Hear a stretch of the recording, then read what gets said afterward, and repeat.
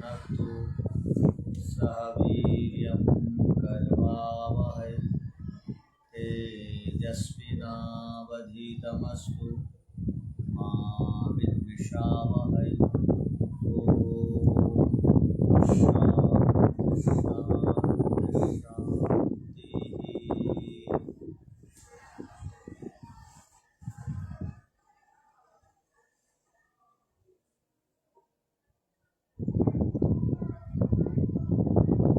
सांख्य दर्शन पंचम अध्याय का 89वें सूत्र पर हम विचार कर रहे हैं।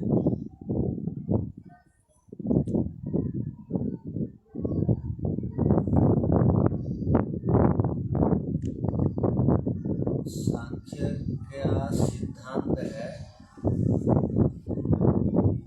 कि प्रकृति और पुरुष का जब तक साक्षात्कार नहीं हो जाता है तब तक मुक्ति नहीं होती है। अर्थात मुक्ति के लिए इन दो पदार्थों का प्रत्यक्ष करना आवश्यक है। और जब आप इसकी भूमिका को पढ़ेंगे, इस सूत्र से पहले जो भूमिका है, तो ऐसा लगेगा कि सिद्धांती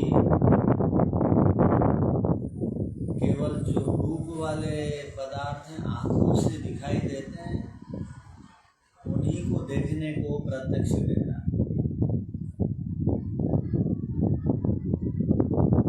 और संसार का एक साधारण सा नियम है, जो विषयों की गहराई तक नहीं जाते हैं या आर्ष ग्रंथों से जिनका संबंध नहीं है, वो तो यही कहेंगे और आपको यही उनका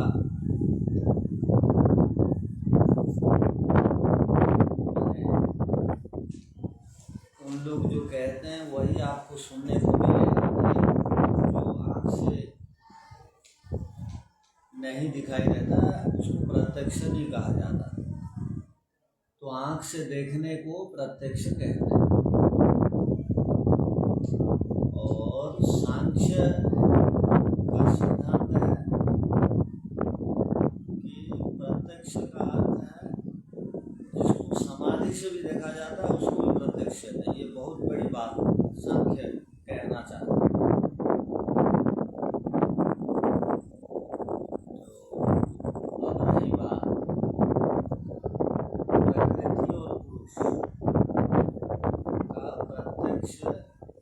करने को मुक्ति कहते हैं। चलो,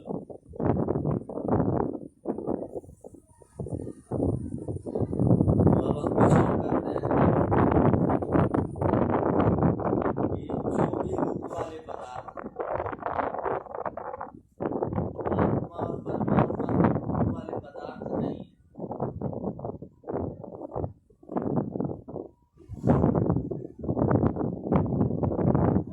जो भी रूप वाले पदार्थ हम देख रहे हैं, जैसे शरीरों को देखते हैं, विभिन्न प्रकार के पदार्थों को देखते हैं, और 5 भूतों में से 2 को छोड़ दीजिए, आकाश को और वायु को, और 3 तो रूप वाले हैं ही पदार्थ। पृथ्वी रूप वाली है, जल भी रूप वाला है और अग्नि भी रूप वाली है। तो ये 3 पदार्थ और ये तीनों पदार्थों को सांख्य दर्शनकार कहते हैं कार्य द्रव्य, क्योंकि ये कारण से बने हैं। और आप लोग सब जानते हैं जो भी कार्य पदार्थ होता है वो कारण का गुण को लेके आता है। यदि पृथ्वी जल अग्नि ये रूप वाले हैं तो ये कारण से बने हैं। इनका कारण कौन है?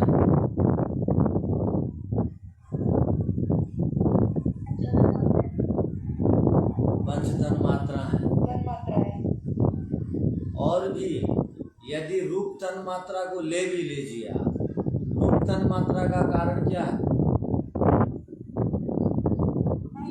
अहंकार है। अहंकार है। अहंकार का कारण क्या है?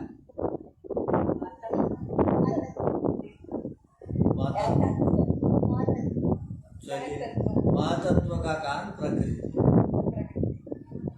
जब रूप तन्मात्रा वाला पदार्थ जो है वो आंख से दिखेगा, तो इसका मतलब है रूप तन्मात्रा जिनसे बना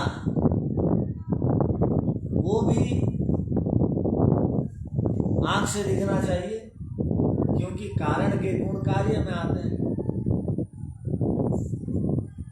या नहीं? साधारण सा नियम है कि जो भी कार्य पदार्थ जिस जिस स्वभाव वाले होंगे, कारण भी वही स्वभाव वाला होगा।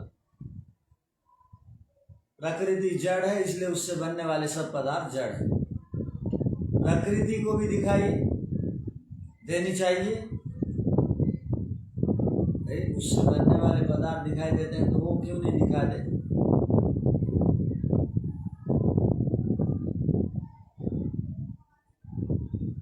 किंतु यहाँ कुछ गड़बड़ सा लग रहा है कि प्रकृति तो नहीं दिखाई देती है और उससे बनने वाले पदार्थ दिखाई देते हैं। तो यहाँ क्या कारण कार्य का संबंध नहीं बन रहा है शायद, या बन रहा है?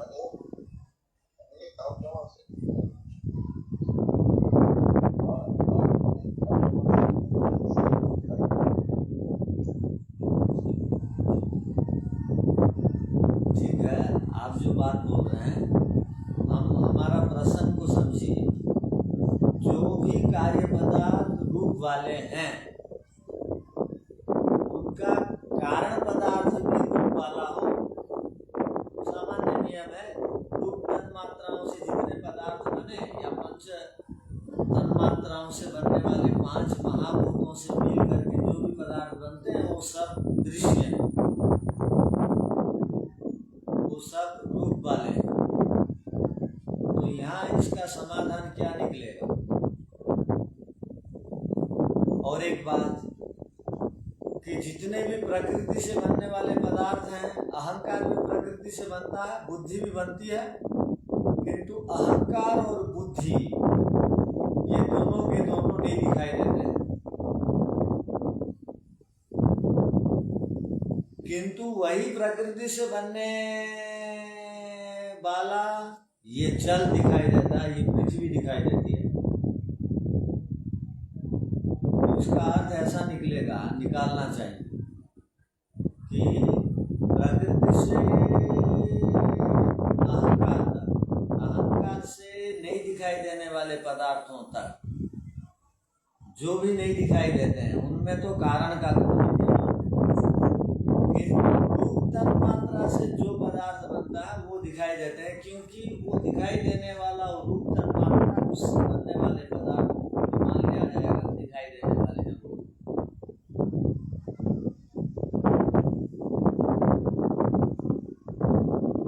या नहीं? इसका समाधान तो यही होगा, जो रूप तन्मात्रा से नहीं बने हैं वो तो नहीं दिखाई दे। जैसे गंध तन्मात्रा से बनने वाला पदार्थ क्या है? पृथ्वी है, किंतु उसमें रूप भी मिला हुआ है। किंतु आकाश किससे बना? आकाश तो शब्द तन्मात्रा के साथ इसका संबंध नहीं है, रूप आदि का, इसलिए वो नहीं दिखाई देता। और वायु के साथ भी संबंध नहीं है, इसलिए ये नहीं दिखाई देता। किंतु रूप तन्मात्रा से संबंधित पदार्थ जरूर दिखाई देंगे। किंतु रूप तन्मात्रा का ये दिखाई देने वाला का स्वभाव उसके पास आया कैसे?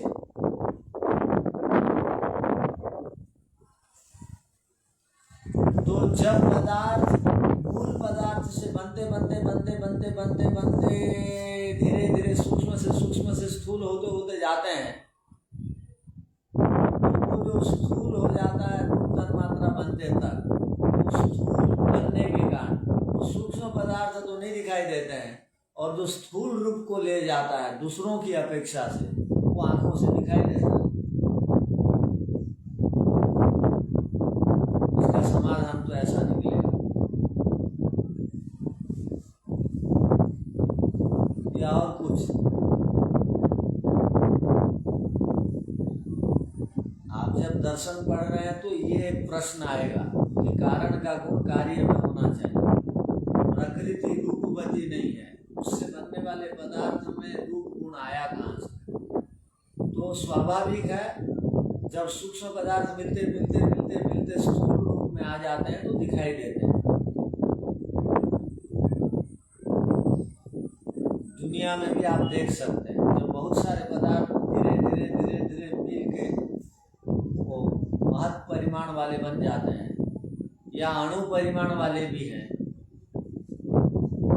वो भी जब त्रसरेणु का रूप लेते हैं तो वही अणु को,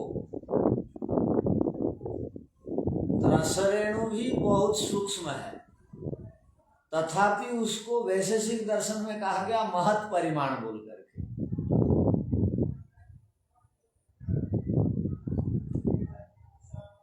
ध्यान रखिए, अब आत्मा परमात्मा को कह दिया अणु परिमाण बोल,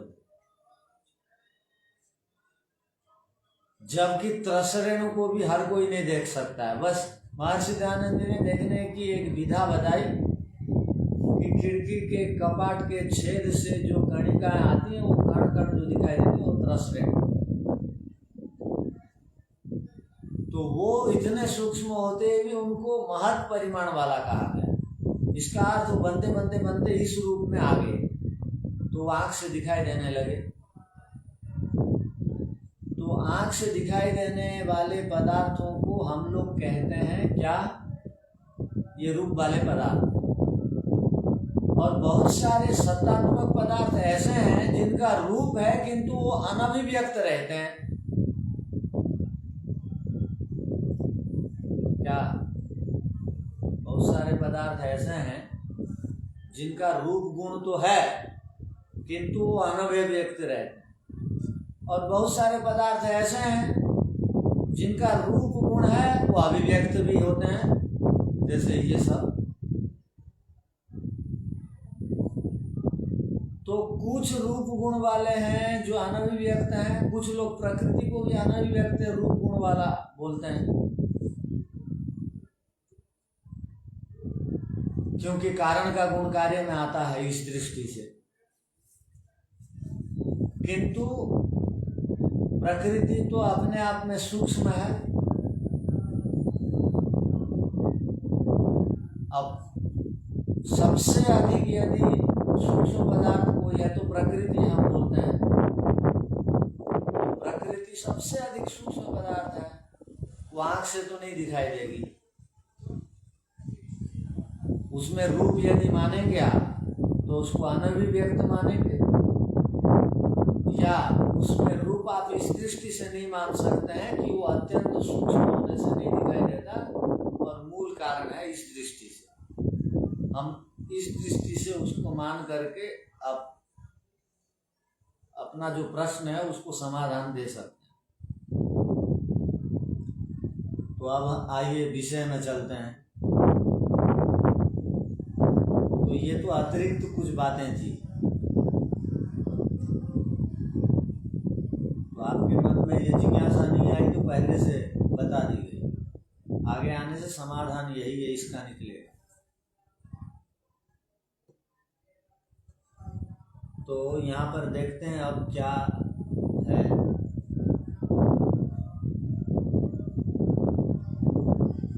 तो भवतु, ठीक है, सांख्य मते सांख्य क्या बोलिए? ये हमारा विधान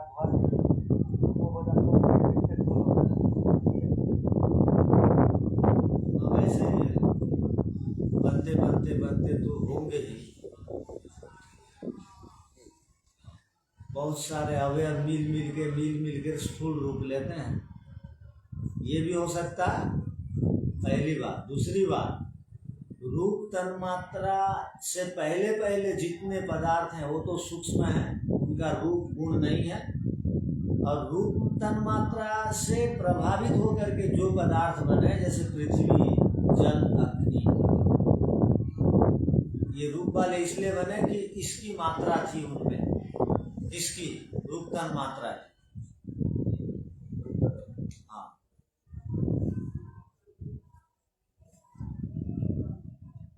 तो एक तो आपको समाधान तो निकालना पड़ेगा समझने के लिए, और उसका समाधान यह है। तो अब देखिए, ये समाधान खास के हर जगह में एक ही है ना, और अलग है या सिद्धांततः यही समाधान है, और बाकी आप वैशेषिक पढ़ रहे हैं तो तुलनात्मक अध्ययन करिए। किंतु सिद्धांत में भेद नहीं है, दृष्टि में भेद की संभावना है, और उसका समाधान निकल सकता है। और समाधान तब निकलता है जब संशय उत्पन्न होते हैं, और संशय पर बार बार शास्त्र सम्मत ऊहा करके कारण को खोजा जाता है, तो समाधान निकलता है। केवल ऊहा करने से समाधान नहीं निकलेगा, ध्यान रखिए। तर्क को प्रमाण नहीं माना गया है, प्रमाण अलग, तर्क अलग। यदि आप तर्क करेंगे और प्रमाणों की दया वहां पर बरबस आ जाएगी, तब आपका तर्क की कोटि में होगा। यदि प्रमाण से आपका तर्क खंडित हो रहा है, तो वो वह तर्क को फेंक देना पड़ेगा, प्रमाण को स्वीकार करना पड़ेगा। तो इस विषय में यदि कहीं ऊहा होगी, मान लीजिए, या तर्क होगा, तो आप कारण को खोजेंगे, प्रमाणों के साथ उसको मेल बैठाएंगे, वो बैठ रहा है तो ठीक। यदि सिद्धांत की हानि हो रही है तो उसको आपको छोड़ना पड़ेगा।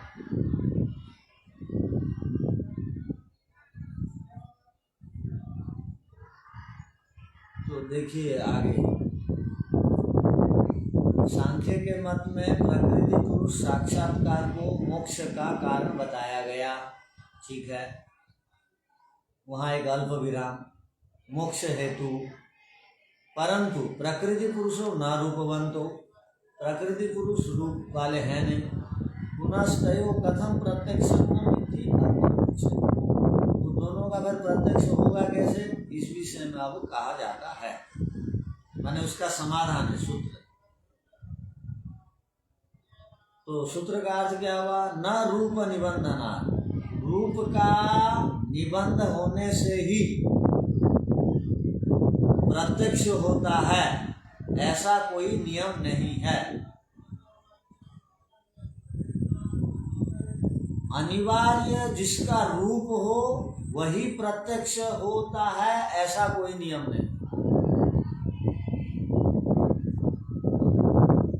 जिसका रूप हो उसी का प्रत्यक्ष हो, ऐसा कोई नियम नहीं, ठीक है। सूत्रकार अब आगे देखिए, तो इस भाष्य में बहुत काम की बातें हैं। क्या है देखिए, रूप निमित्ता प्रत्यक्षत्वस्य नियमो नास्ति। जो रूप निमित्त वाले हैं उन्हीं का प्रत्यक्ष होगा, ऐसा कोई नियम नहीं। अर्थात रूप के जो कारण बनते हैं निमित्त बने, और उन्हीं का प्रत्यक्ष को ही प्रत्यक्ष कहा जाएगा। बाकी जो रूप निमित्त वाले नहीं हैं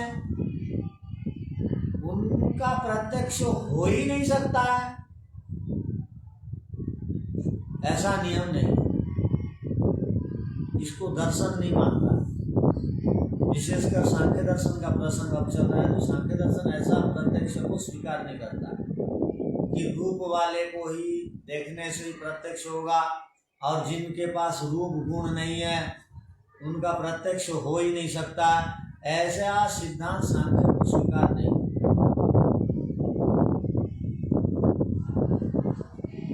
यद रूपवद एव वस्तु प्रत्यक्षम भवति, जो रूप वाली वस्तु ही प्रत्यक्ष होगी, रूप रहितम न इति, रूप रहित वाली वस्तु प्रत्यक्ष नहीं होगी।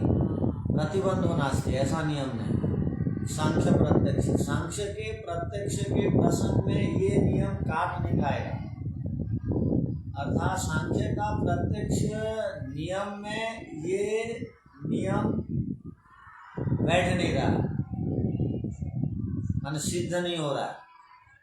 भवतु रूपवत अपि प्रत्यक्षम, ठीक है रूप वाले पदार्थों को हम प्रत्यक्ष करते हैं, किंतु रूप रहितम अपि प्रत्यक्षम भवति, किंतु जो रूप से रहित वाले पदार्थ हैं उनका भी प्रत्यक्ष होता है।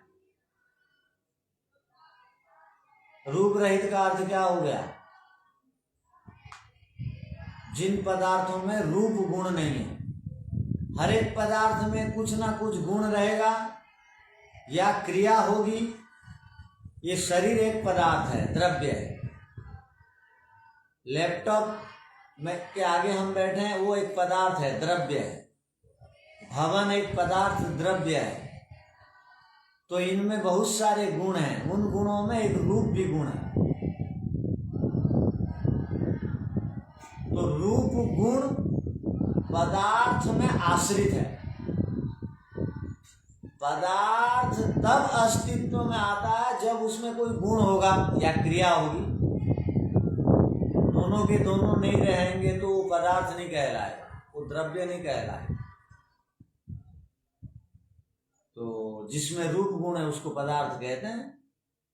और बाकी भी तो गुणों को देखना पड़ेगा। 24 गुणों में केवल रूप ही गुण रहेगा तभी पदार्थ होगा, ऐसी तो बात नहीं।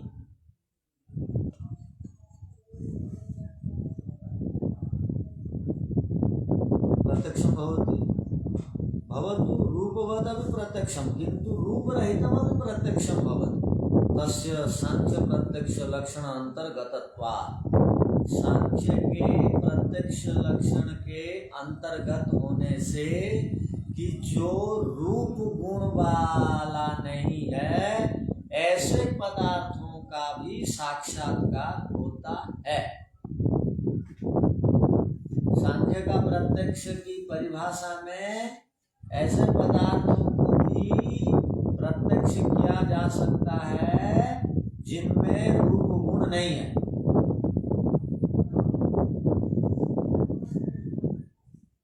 समझने के लिए प्रयत्न करिए।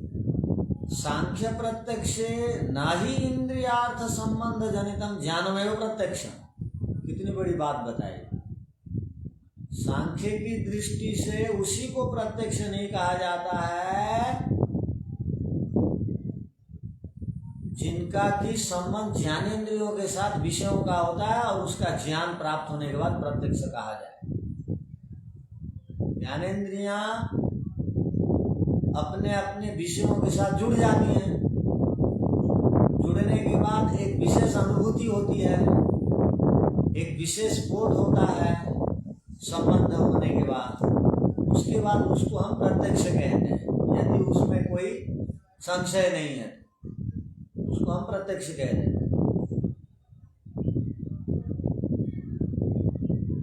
किंतु ध्यान रखिए, किंतु यत् संबंध सिद्धम तदाकार उल्लेखी विज्ञानम तत्प्रत्यक्षम। सांख्य का प्रत्यक्ष का अर्थ देखिए क्या कहना चाह रहा है। सांख्य किसको प्रत्यक्ष कह रहा है? यत् किसके लिए आया? वो यत् के साथ देखिए एक सूत्र में तत् भी है। यत् और तत् का संबंध है, ये सापेक्ष शब्द है। जहां जहां यत् रहेगा तहां वहां तत् आएगा। ध्यान रखिए। तत् तो क्या हुआ? यत् तत्, यत् संबंध सिद्धम विज्ञानम तत्प्रत्यक्षम। क्या बनेगा? यत् संबंध सिद्धम विज्ञानम तत्प्रत्यक्षम। तत्प्रत्यक्षम, प्रत्यक्ष क्या होगा? यत् संबंध सिद्धम विज्ञानम, हम किसी भी उपाय से किसी भी पदार्थ के साथ संबंधित हो गए, संबंधित होने के बाद एक विशेष ज्ञान उत्पन्न हुआ, वो जो ज्ञान है उसी को प्रत्यक्ष कहते हैं। आपका संबंध किसी भी प्रकार से हो, केवल ज्ञानेंद्रियों से आपका किसी पदार्थ के साथ संबंध होगा तभी प्रत्यक्ष कहलाएगा, ऐसी बात नहीं। अब तक तो हम यही तो सुन रहे हैं कि जिह्वा के साथ रस का संबंध हुआ, आंख के साथ रूप का संबंध हुआ, कान के साथ शब्द का संबंध हुआ, त्वचा के साथ स्पर्श का संबंध हुआ, नासिका के साथ गंध का संबंध हुआ, तो उसको हम प्रत्यक्ष कह रहे हैं। एक विशेष अनुभूति हुई, उपलब्धि हुई, तो प्रत्यक्ष है। ये क्या कह रहे हैं? यत् संबंध सिद्धम, यत् संबंध सिद्धम विज्ञानम तत्प्रत्यक्षम। यत् माने जो, जिस किसी हेतु से भी किसी भी पदार्थ के साथ आपका संबंध बना और एक ज्ञान बना, उसी को प्रत्यक्ष कहते हैं। और वो ज्ञान कैसा होना चाहिए? जो आपका ज्ञान पदार्थ के साथ जुड़ने के बाद हुआ, वो ज्ञान कैसा होना चाहिए? तो सूत्र में ही लिख दिया। देखिए, इस सूत्र को याद कर लेना, इसलिए बड़ी बात ये सूत्र कहना चाह रहा है। तदाकार उल्लेखी, आकार उल्लेखी, आप जिस पदार्थ के साथ जुड़े हैं वो पदार्थ का स्वरूप जैसा है, उसी स्वरूप का बिल्कुल ज्ञान हो गया।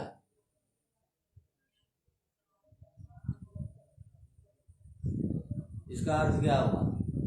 वो आप जो स्टाम्प आदि बनाते हैं ना, उस स्टाम्प आदि में जो लिखे रहते हैं वो छाप वही पड़ती है स्टाम्प, ना अतिरिक्त कुछ, कमोवेशी कुछ नहीं, बराबर वही अक्षर संचिका में आते हैं। तो जो पदार्थ, यदि पदार्थ का स्वरूप इतना बड़ा है, परिमाण वाला है, तो उतना ही बड़ा परिमाण की एक छाप आपके अंदर पड़ जाए। जो पदार्थ जैसा है, यदि कोई भूत पदार्थ होगा तो भूत की छाप पड़ जाए, यदि कोई प्रेत पदार्थ होगा तो प्रेत की छाप पड़ेगी। और जो पदार्थ का स्वरूप जैसा है वैसी एक छाप, एक विशेष ज्ञान की आपको अनुभूति होगी, उसी को प्रत्यक्ष कहते हैं। ध्यान रखिए, तदाकार उल्लेखी का अर्थ क्या हुआ? वस्तु का स्वरूप जो है वही प्रकट होगा, उल्लेखी का दिखाई देगा। अब कई बार क्या होता है, वस्तु का स्वरूप कुछ रहता है और कुछ दिखाई देता है, उसको प्रत्यक्ष नहीं मानते हैं। अब आप रस्सी को सांप बोल के ढिंडोरा पीट रहे हैं, वो प्रत्यक्ष नहीं है। क्यों? वो रस्सी की छाप आपके अंदर नहीं पड़ी है, रस्सी को देख करके सांप की छाप पड़ गई, वो कैसे प्रत्यक्ष? रस्सी प्रकट होना चाहिए, सांप प्रकट हो रहा है, इसका मतलब देखने में, इसका मतलब देखने में आपने गड़बड़ किया। हाँ, अब स्वप्न मिथ्या होता है, 100% तो स्वप्न ठीक नहीं है। हाँ, जो अनुभव किए रहते हैं वो स्वप्न दिखता है। तो भगवान का लोग स्वप्न देखते हैं। मंदिर क्यों बनाया? स्वप्न में भगवान ने कहा मंदिर बना। हाँ, सब जगन्नाथ आदि मंदिर ऐसे ही बने। और किसको आया स्वप्न? राजा आदि को, जो कि आर्ष ग्रंथ के विद्वान नहीं थे। चलो, कोई ऋषि के मन में स्वप्न आता तो उसको साकार रूप दिया जाता। तो राजा जो कि ऋषि नहीं है, वो स्वप्न आया, उसको लोग मान रहे हैं। और ऋषियों ने जो कहा, ऋषियों का स्वप्न को मान नहीं रहे। ये ऋषियों का स्वप्न है, दर्शन, तो इसको साकार रूप देना चाहिए। तो कहने का अभिप्राय, कि जब आप प्रत्यक्ष को ठीक समझ जाएंगे तब और कहीं भी कुछ भी गड़बड़ नहीं होगा। और बढ़िया सबसे सॉलिड प्रमाण प्रत्यक्ष है शब्द और अनुमान की अपेक्षा से। तो यही प्रमाण को ठीक से समझना चाहिए और इसी प्रमाण को समझा रहे हैं अभी। तो उल्लेख ही प्रकट हो जाना, तो उसको प्रत्यक्ष कहते हैं। ये सांख्य का मत है। तो यहाँ क्या कहा गया देखिए, अत्र केवलम इंद्रिय संबंध सिद्धमेव न, स्पष्टीकरण दे रहे हैं। यहाँ प्रत्यक्ष के लक्षण में इंद्रियों के द्वारा विषयों के साथ संबंधित होने से जो ज्ञान होता है उसी को प्रत्यक्ष नहीं कहा गया। अगर वही मत इनका रहता तो भी लिख देते इंद्रियार्थ सन्निकर्ष उत्पन्नम ज्ञानम प्रत्यक्षम बोल करके। यदि न्याय का ही सिद्धांत को इनको लिखना था तो इंद्रियार्थ लिख देते। सत्यार्थ प्रकाश में तृतीय समोल्लास में ये सूत्र है, आप देख सकते हैं न्याय का। किंतु इन्होंने तो नहीं लिखा। क्या लिख रहे हैं ये, अत्र केवलम इंद्रिय संबंध सिद्धम ना, इंद्रियों से संबंधितों से जो ज्ञान होता है उसी को नहीं लिखा इन्होंने। किंतु यद संबंध सिद्धम उक्तम प्रत्यक्षम, अर्थात पदार्थ के साथ आप किसी भी उपाय से जुड़ गए और उसका यदि ज्ञान आपको मिला वो प्रत्यक्ष की कोटि में आएगा। आपको जुड़ना है और उपाय बहुत प्रकार के हैं आपके पास जुड़ने के पदार्थों के साथ। एक ही इंद्रिय ही नहीं है। अगर भगवान को इसी में हमको सीमित करना था तो वो भी इंद्रियों से ही दिखाई देते। यदि भगवान को यही मंजूर था कि तुम जो इंद्रियों से देखोगे उसी को प्रत्यक्ष कहा जाएगा तो वो भी प्रकट होते आंख से या नाक से या जीवा से या स्पर्श से। किंतु वो तो ऐसे प्रकट होते नहीं है। इसका मतलब वो भी इसमें सहमत नहीं है ईश्वर स्वयं कि इंद्रियों से जो दिखाई दे उसी को प्रत्यक्ष कहा जाएगा। जब ईश्वर सहमत नहीं है तो ऋषि लोग कैसे हो जाएंगे। आंख बंद करके ईश्वर की आज्ञा को मानने वाले ऋषि हैं केवल, और हम लोग मनमानी करते हैं। ऋषियों ने लिखा कुछ, वेदों में कुछ, हम अपने मन मर्जी से चलते हैं। और मनमानी करना बहुत जीवन को हानि की ओर ले जाना है। मेरे मन में जो आया मैं करता हूँ। ऋषियों के मन में जो है, शास्त्रों में जो है, वेद में जो है, उस मन के अनुसार करना है। मेरे मन की बात नहीं चलेगी यहाँ पर। जिसको ऊपर उठना है वो ऋषियों के मन के अनुसार चलना पड़ेगा, वेद के मन के अनुसार चलना पड़ेगा। तो वेद और ऋषि तो यही कहते हैं जो इंद्रियों से केवल दिखाई दे उसको मैं प्रत्यक्ष नहीं कहता, नहीं मानता। तो मनमानी नहीं करनी चाहिए। तो क्या इसको प्रत्यक्ष कहते हैं तो उसको वो स्पष्टीकरण करते। तच्च इंद्रियर मनसा स्वात्मना च संबंध सिद्धम अपि भवति तथा कृत्वेव। देखिए कितनी बड़ी बात बता दी। इंद्रियों से अर्थात ज्ञानेंद्रियों से जो दिखाई दे उसको भी प्रत्यक्ष कहना, मन से जो दिखाई दे उसको भी प्रत्यक्ष कहना, और स्व आत्मना अपने आत्मा से जो दिखाई दे उसको भी प्रत्यक्ष मानते हैं। तो प्रत्यक्ष 3 साधनों से हम करते हैं। संबंध सिद्धम भवति तथा कृत्वेव। इनसे जुड़ने के बाद मन को ये ऐसा अगर नहीं बता दे तो बहुत समस्या हो जाती। कैसे? पूरी संप्रज्ञा समाधि मन के भरोसे में चलती है क्या नहीं? चारों की चारों संप्रज्ञा समाधि मन से ही मिलती है उपलब्ध। यदि मन से प्रत्यक्ष को आप मानेंगे नहीं तो संप्रज्ञा समाधि लगेगी नहीं। अब पूरी की पूरी असंप्रज्ञा समाधि आत्मा से लगती है। आत्मा से भी प्रत्यक्ष होता है। आप नहीं मानेंगे तो असंप्रज्ञात समाधि में नहीं मिलेगी। आप संसार के चक्कर में पड़े रहिए, फिर जो संसार में दिखाई दे रहे हैं उसी का प्रत्यक्ष करते रहिए, उसी में समाधि लगाइए। इसीलिए योग दर्शन के व्यास भाष्यकार ने पहले ही सूत्र में लिखा, क्या लिखा पता? उन्होंने लिख दिया, देखो मन की पांचों स्थितियों को हम समाधि मानते हैं, किंतु हम योग नहीं मानते हैं उनको। माने क्षिप्त अवस्था को भी समाधि, मूढ़ अवस्था को भी समाधि, विक्षिप्त अवस्था को भी समाधि और एकाग्र निरुद्ध को भी समाधि। ऐसा क्यों उन्होंने कहा? क्षिप्त मूढ़ विक्षिप्त को समाधि क्यों कहा? समाधि का अर्थ क्या होता है?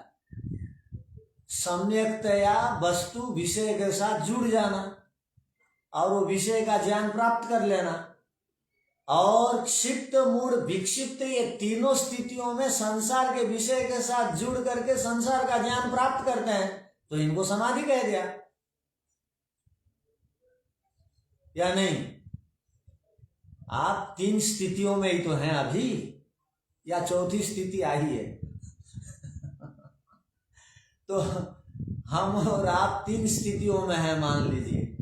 संसार के विषयों में अपने आप को खो के लगे हुए हैं, उसी की उपलब्धि को उपलब्धि मान रहे हैं, तो आप समाधि में हैं। किंतु ये योग की समाधि नहीं है। योग की समाधि तो केवल एकाग्र और निरुद्ध में है, और योग की समाधि के अंतर्गत संप्रज्ञात को माना। और संप्रज्ञात जो समाधि मिलती है वो मन की सहायता से, आत्मा का भी ज्ञान मन से। अब हम लोग बोलते हैं शूद्र की उपेक्षा करो, क्योंकि शूद्र नौकर है, उसकी उपेक्षा करते हैं। किंतु महर्षि मनु आदि ने कहा शूद्र को पहले भोजन खिलाओ, उसके बाद स्वयं खाओ।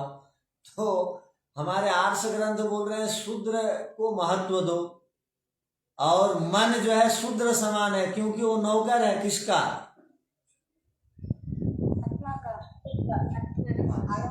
हाँ, आत्मा का नौकर है। और उसी मन रूपी शूद्र या नौकर की सहायता से ही आत्मा अपने स्वरूप को जानता है,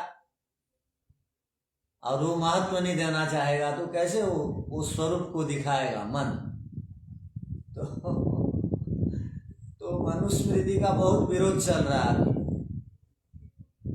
मनुस्मृति में कहीं भी शूद्र का विरोध नहीं है। ये नहीं समझने वाले नहीं समझते हैं, और शूद्र को अलग ब्राह्मण की महत्ता दी गई है बोलते हैं। तो हम लोग तो शूद्र को शूद्र की सहायता से समाधि को प्राप्त कर दें। तो मन की सहायता से समाधि मिलती है, इसलिए मन की जो चौथी अवस्था है उसको कहा गया योग की समाधि।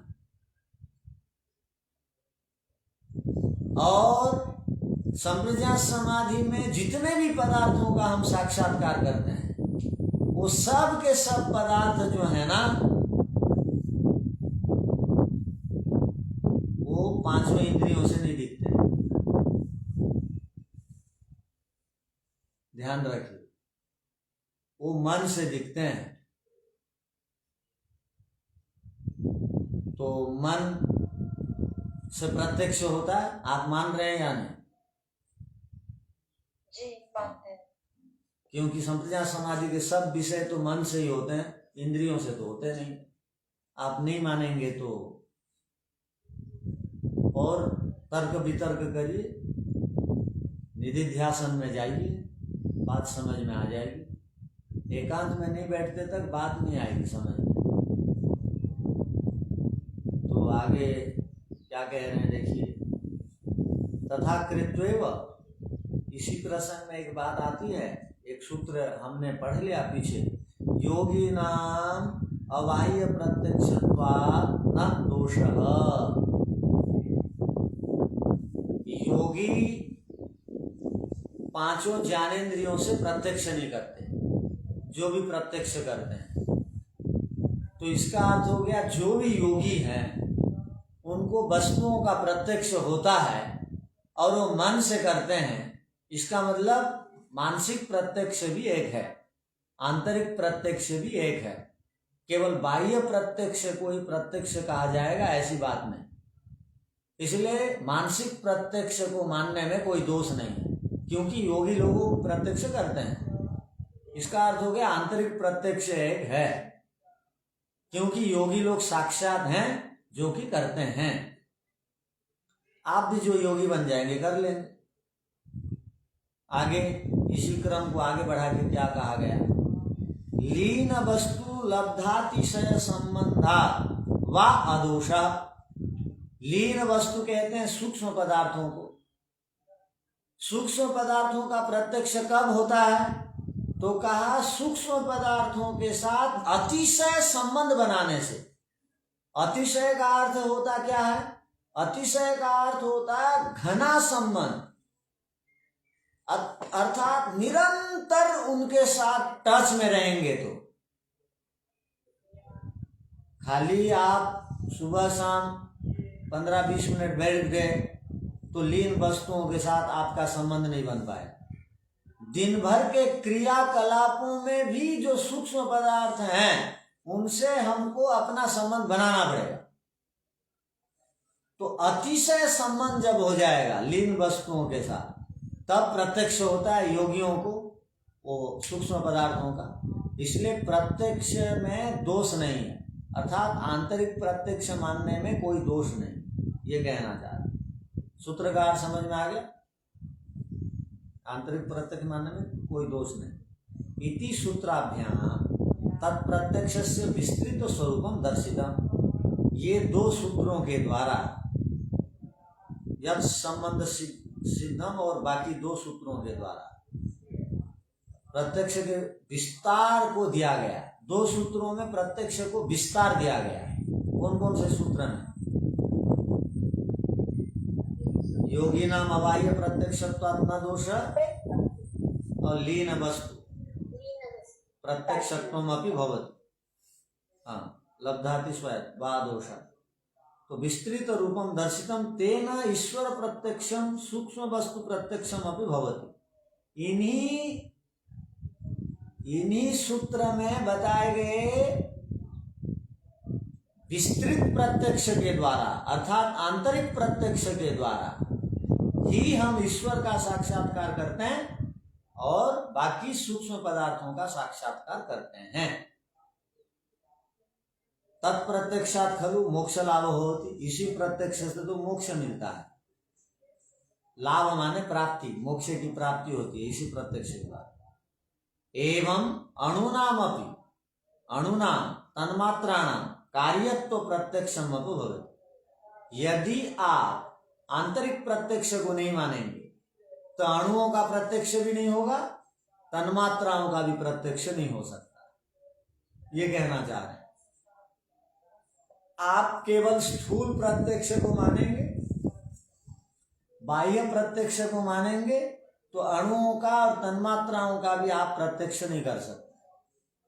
तो यदि अणुओं का और तन्मात्राओं का प्रत्यक्ष करना है, यदि आत्मा आदि का प्रत्यक्ष करना है, यदि ईश्वर तत्व का प्रत्यक्ष करना है, तो बाह्य प्रत्यक्ष से हट करके और एक प्रत्यक्ष होता है आंतरिक प्रत्यक्ष, उसको भी मानना पड़ेगा।